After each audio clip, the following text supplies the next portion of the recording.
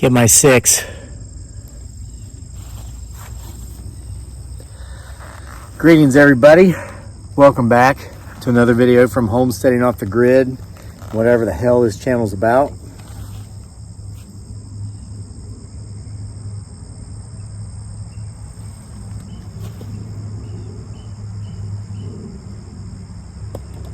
As of this recording, we're edging closer and closer to Halloween, and I've been coming up here telling some ghost stories, telling some witch stories, telling some, potentially Bigfoot, Sasquatch stories. I mean, just stuff going on in the background while I'm telling all the stories, You think about Halloween, you think about ghosts and ghouls and all the various types of monsters, and you can't help but think about vampires. And I've had people ask me, Crazy Lake, you've made so many videos about ghosts and the paranormal, supernatural, Bigfoot, Sasquatch, all these things, the Capri over in the Philippines. Have you ever had an experience with a vampire? Well, I honestly answer that question thus: potentially. So back in, this would have been 2009, the fall of 2009, 12 years ago as of this recording. I was stationed at Fort Lewis, which is now Joint Fort McChord-Lewis. Fort McChord was the air base from the Air Force over there, close to Fort Lewis. This is just south of Seattle in Tacoma, Washington. They've combined the forts now. It's one post, McChord-Lewis. When I was there, they were standalone forts. I was on the Army side. Just gotten back from Iraq. Spent 6 months in the Warriors in Transition Battalion, having surgery, going through rehab and all that stuff. I'd been there for a couple of months. October rolled around, my absolute most favorite month of the year, and I was suffering from cabin fever. I had a private room there on post, and it was great, but I missed getting out in the fall, seeing the leaves and all these things. So when Columbus Day came around, which is in October, right? It was a 3-day weekend, so I had Saturday, Sunday, and then Monday. Didn't have to show up for formation. I took a couple days leave off after that, so I could have a 4 or 5 day break. I got a rental car on post from whatever rental car. I don't want to say any names here. Why give free advertising to these jokers, right?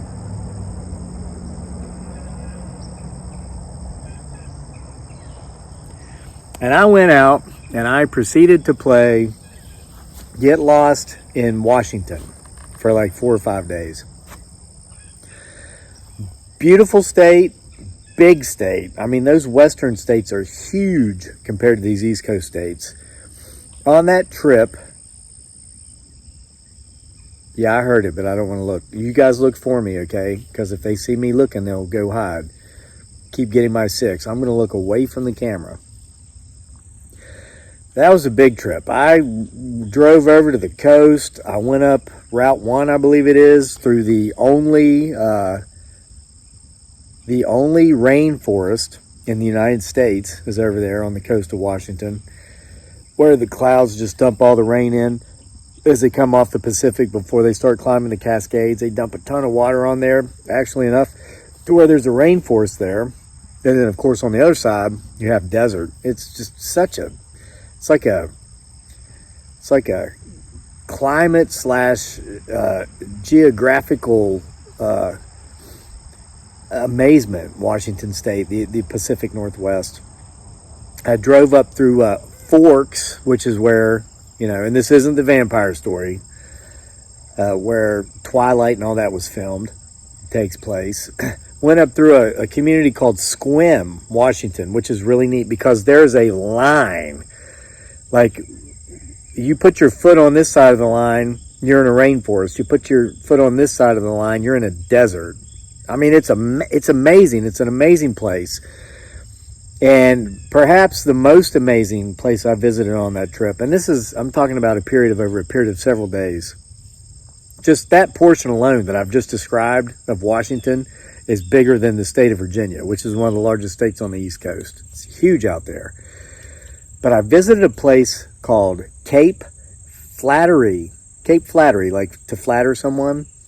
It is the most northwestern point in the continental United States.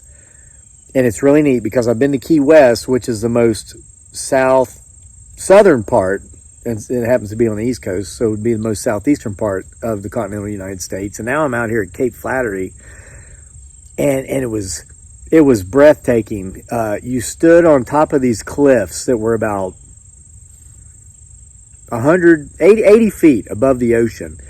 And the giant waves would come in and they would crash against the rocks and the cliffs. And they had made caves underneath these cliffs through years of erosion.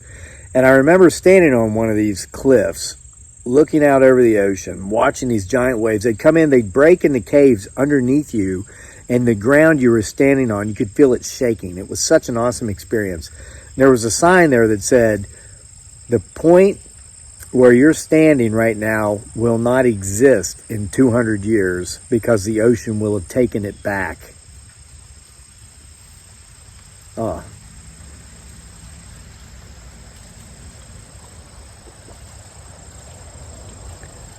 Well, I guess I like that Cape Flattery a little too much because I stayed out there a little too long. You have to cross an Indian reservation to get to it, a considerable distance. By the time I got out of there and started leaving, it was dark. I hadn't secured a hotel room yet or a motel room yet for the night. Typically what I did on that trip is the same thing I do on most of my impromptu trips. I just, whenever it's night and I'm tired, I find the closest lodgings and I just stop, and that's where I stay. So I'm going back from Cape Flattery, back across the mainland to spend the next couple of days going down, heading back south to get back down to Tacoma by the time my leave ended. Driving through the middle of nowhere, it's dark, and I see a light up ahead, and I slow down, and as I get to it, I see that it's a bed and breakfast, and they had a vacancy. And I thought, I've never stayed in a bed and breakfast before in my life. Why drive another hour and a half or 2 hours to get to a town that has a hotel when I can just stay at this bed and breakfast here on the reservation, right? So I stopped. I got out. I walked up to the door, and before I could even knock or try to twist the knob, the door opened, and on the other side, within the house, stood a very, very, very beautiful woman, probably in her mid-50s. You could tell she was Native American, of Native American ancestry. Absolutely gorgeous. I was in my mid-30s at the time. She was 20 years older than me, and she had a beautiful smile. And she said, do you need a room? And I said, yes, I do. And she said, well, you're in luck. I have 3. Take, your pick. And so I said, okay. And I was just convinced I didn't even need to see the room. I mean, I'm not trying to be inappropriate here, but I saw her, I was staying. And I didn't have any ill intentions, any inappropriate, intentions. It's just, I just couldn't walk away. It's like these videos, all the people complain about them, the way they're titled, the build-ups, maybe not leading to a payoff. But you should keep coming back because you can't look away. Well, that's how I felt when I walked into that bed and breakfast. So I go in, she leads me up the stairs. She says, whichever one you want's yours, because there's no other customers here. Well, there was one door on the right. I go to reach the knob, and she goes, oh, no, not that room. And I asked, why is that? Is that storage? And she says, no, my daughter's in there. I have a daughter, and she's not well. She's been under the weather. Don't disturb her. I was like, oh, okay.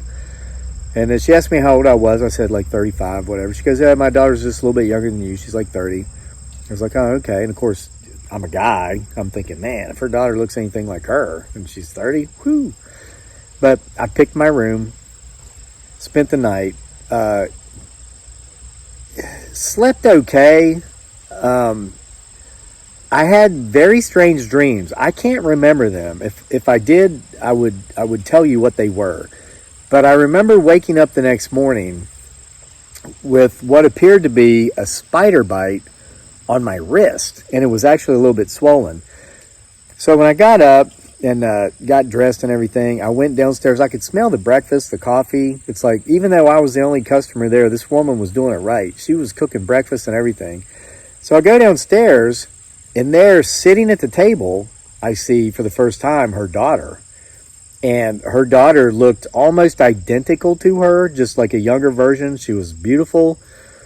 But whereas the mother, I could tell, was obviously of Native American ancestry, with her, brown skin, black hair, black eyes, the daughter looked slightly different. She had dark hair, dark eyes, but her skin was so fair and so pale. She looked like Black Irish, perhaps, not Native American Indian. And so I thought, well, two things. Maybe her father was, a white guy. And secondly, she's been under the weather. She's been ill. She's been sick. So maybe she's just lost some of her color through her illness.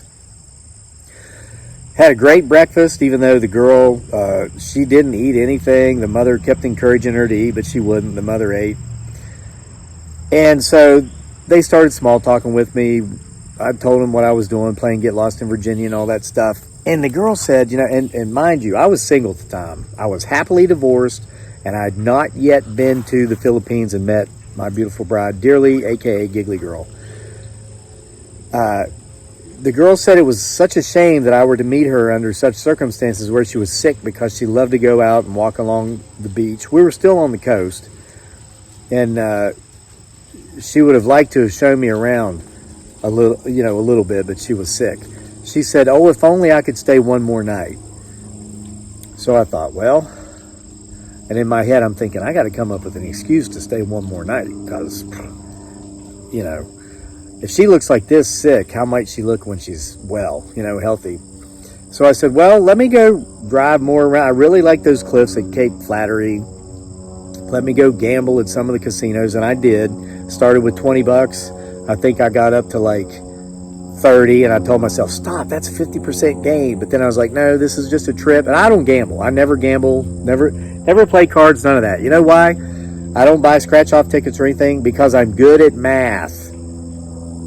You're not going to win. It's a tax on the poor, the lottery, in my opinion, in my views, okay? Better off putting that money in a mutual fund and hoping for 8 to 12% per year over the long haul.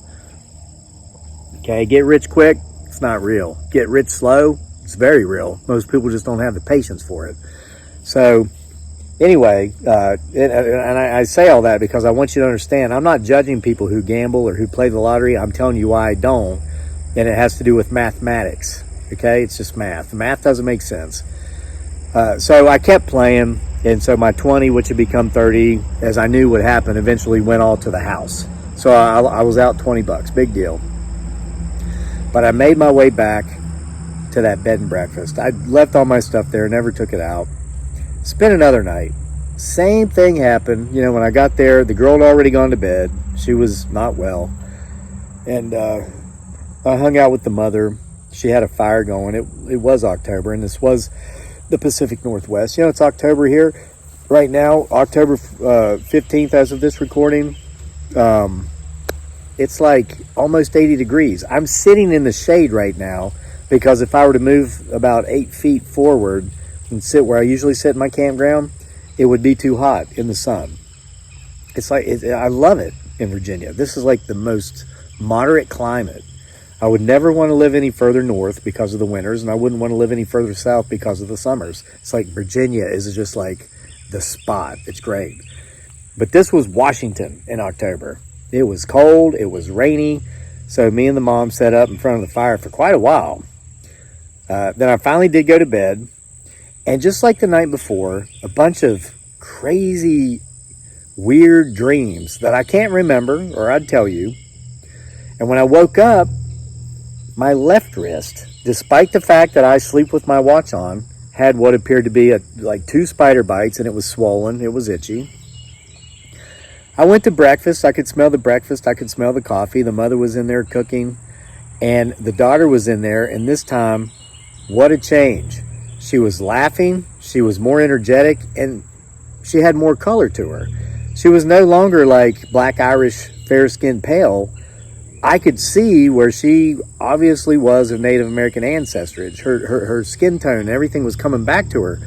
And I said, well, you look like you're feeling a lot better. You must be getting really healthy. And she says, I feel amazing. And she says, I can't help but think that maybe it's because of the company that I have. And she was, wow, Cape Flattery. Here she was flattering me on Cape Flattery.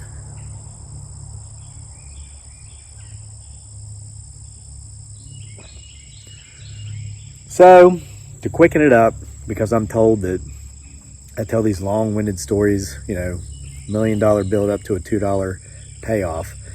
They convinced me to stay another night, but that day I spent mostly with that girl. She was strong enough to go out and walk around. And we walked down the beach. This was creepy. We entered into a patch of fog.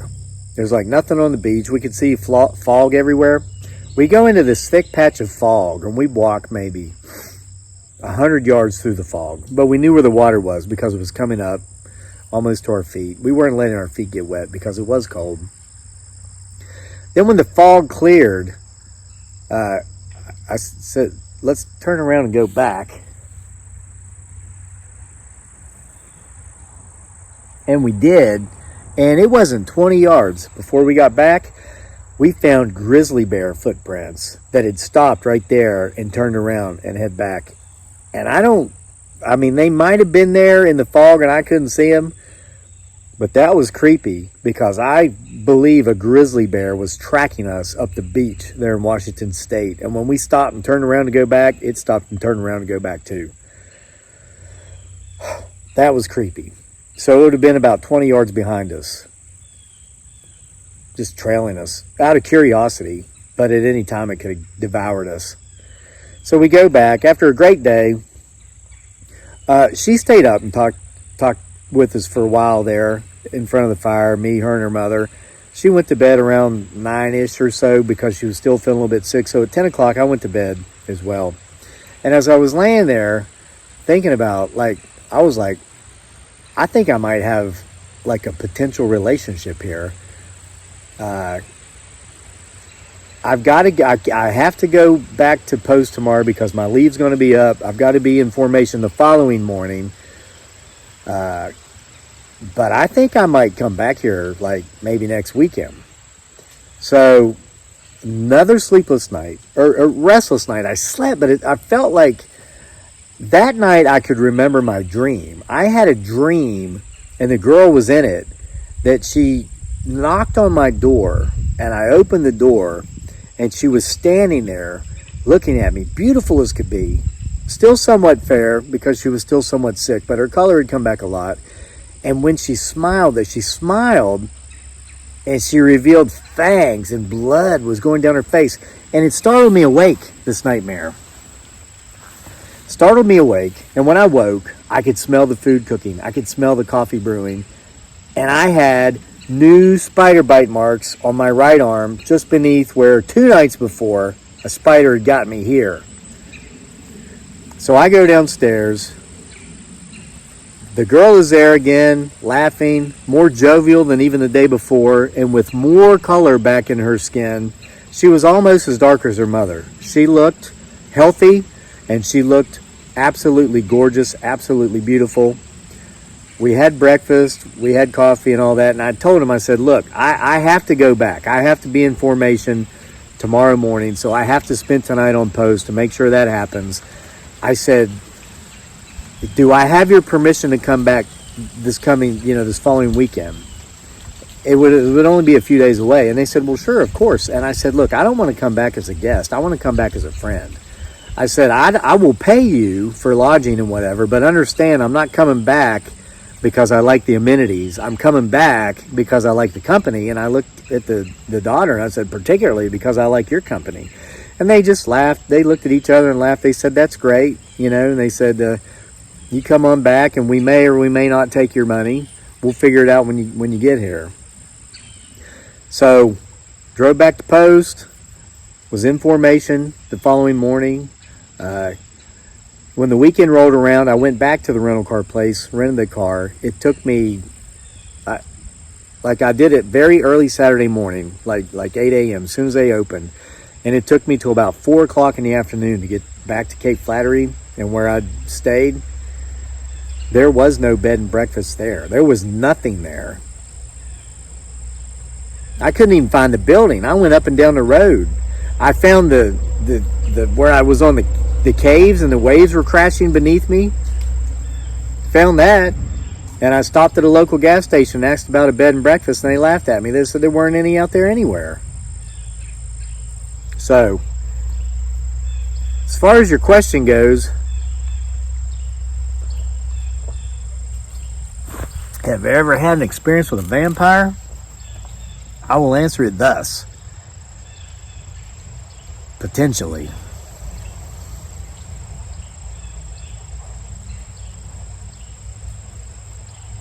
Time to go find you-know-who.